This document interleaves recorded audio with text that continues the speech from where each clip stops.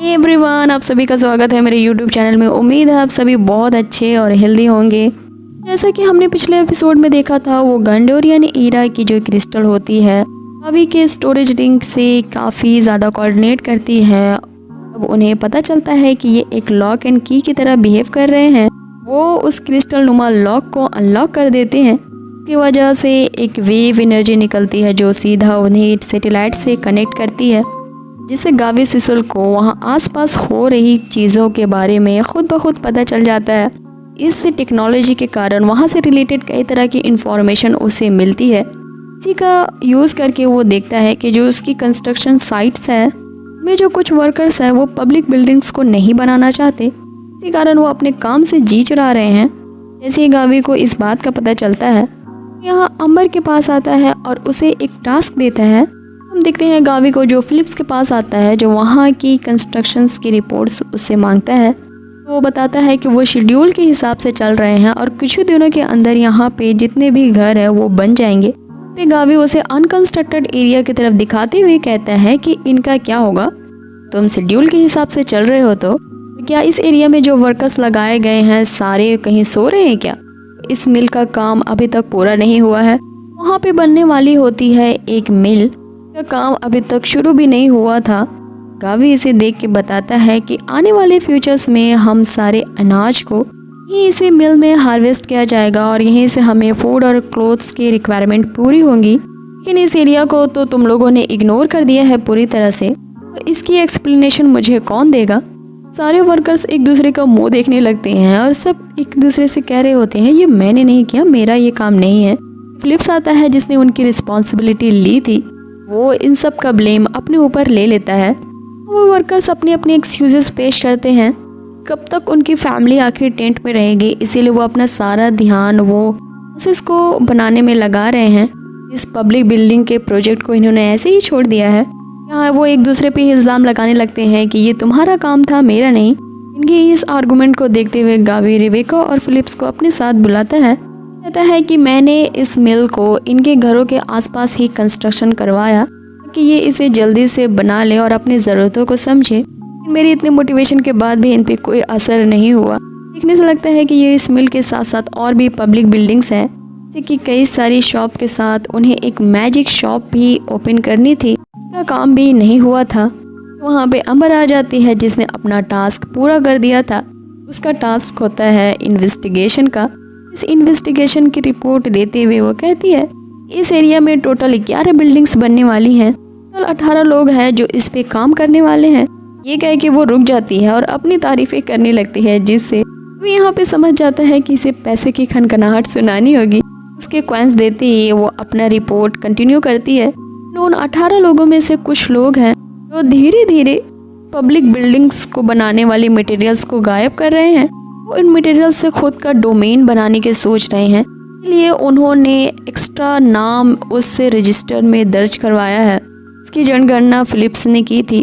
देख के तो फिलिप्स भी शॉक रह जाता है कि उसके हिसाब से जितनी उसने रजिस्टर में एंट्री की थी ज़्यादा ही मटेरियल्स लग चुके हैं। वो उन लोगों के आके के कारण जिन्होंने जानबूझकर अपनी फैमिली को ज़्यादा बताते हुए वे अपने एक्स्ट्रा हाउसेस की एंट्री उसमें करवा दी है। यहाँ पे फिलिप्स को याद आता है कि उसने बड़े ही विश्वास के साथ गावी से कहा था कि मुझे इन पे भरोसा है और उन्होंने ही इसे धोखा दिया। फिलिप्स कहता है कि मेरी इस लापरवाही के कारण आप मुझे कोई भी सज़ा दे सकते हैं। फिर गावी कहता है कि उसे एक ऑफिशियल अनाउंसमेंट करनी है, के लिए सारे रेसिडेंट्स को यहाँ पे बुलाओ। सारे लोग वहाँ पे जमा हो जाते हैं और गावी उन्हें अपने 3 रूल्स के बारे में बताता है कि उनका पुराना सिसिल मॉन्स्टर्स ने तबाह कर दिया है और अपने इस नए सिसिल के निर्माण के लिए उन्हें खूब मेहनत करनी है। इसकी पहली अनाउंसमेंट ये होती है कि सारे पुराने सिसिल वासियों के रैंक्स और ओहदे को हटा दिया जाए। सारे एक बराबर होंगे, किसी को भी वेल्थ और उनके बर्थ के बेसिस पे रैंकिंग नहीं दी जाएगी।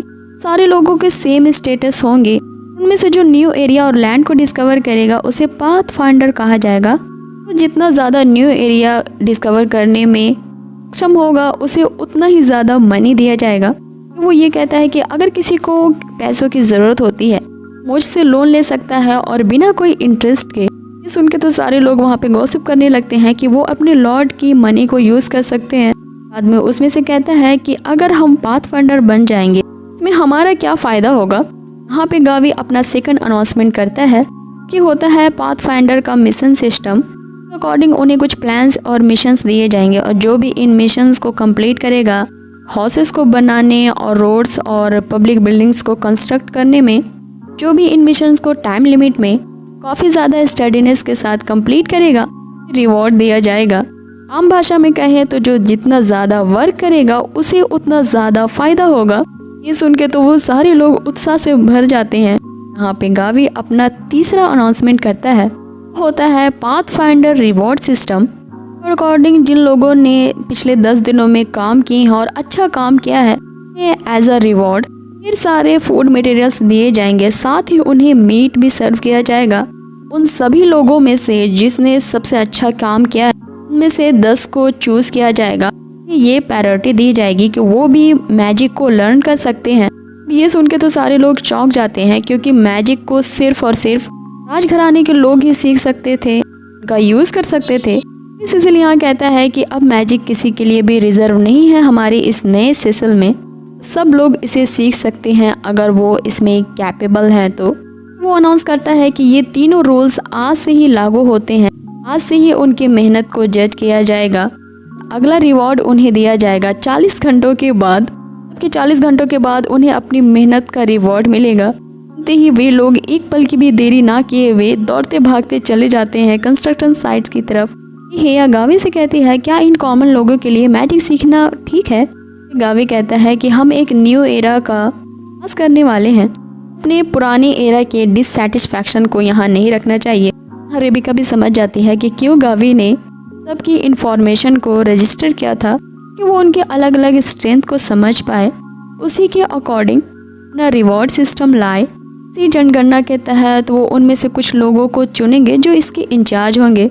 गावी कहता है कि मैं फाइनली वही लाइफ जी रहा हूँ जिससे मुझे सबसे ज़्यादा हीट है।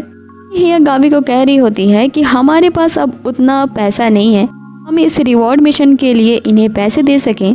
गावी अपने उस सिचुएशन को याद करता है, कैसे उसने एक अलग ही डोमेन के क्वीन से हाथ पैर जोड़ के फिर ज़्यादा इंटरेस्ट पे लोन लिया है। इस पे वो क्वीन उसे धमकाते हुए कहती है कि अगर उसने वक्त पे वो कर्ज नहीं दिया का खामियाजा उसे बहुत ही भयानक भुगतना होगा। इनमें हम देखते हैं उनके इस नई ईरा की तरफ एक और ख़तरे को मंडराते हुए उसे बता रही होती है कि उनके और डिमंस के बीच जो वो दीवार है धीरे धीरे ट्रांसपेरेंट होती जा रही है और डिमंस उनके और नज़दीक आ रहे हैं। गावी यहाँ एक बहुत अच्छी बात कहता है कि अच्छे दिन हो या बुरे दिन आखिर टल ही जाते हैं। आने वाली विंटर से पहले उन्होंने अपने इस नए सीजन को किसी भी हाल में कंस्ट्रक्ट कर लेना है। इसी के साथ हमारी एपिसोड यही होता है ख़त्म। सो अगर आपको ये पसंद आई हो सो गाइज इसे ज़रूर से लाइक कर दिया करो, क्योंकि वीडियो बनाने में कुछ एफर्ट जाती है और आपके लाइक्स ही मेरी मोटिवेशन का सोर्स है।